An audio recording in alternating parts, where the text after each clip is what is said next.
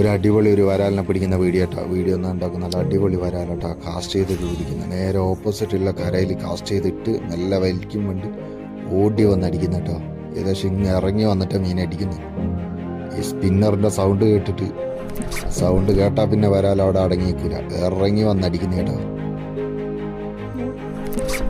ഇതൊരു കുഴപ്പമില്ലാത്ത ആവറേജ് കണ്ടീഷനിലുള്ള ഒരു വരാലോട്ടോ. ഒരു ആവറേജ് വലിപ്പമേ ഉള്ളൂ, ഒരു വലിയ വലിപ്പമുള്ള വരാലില്ല, നല്ലൊരു കുഴപ്പമില്ലാത്തൊരു വരാലാണ്.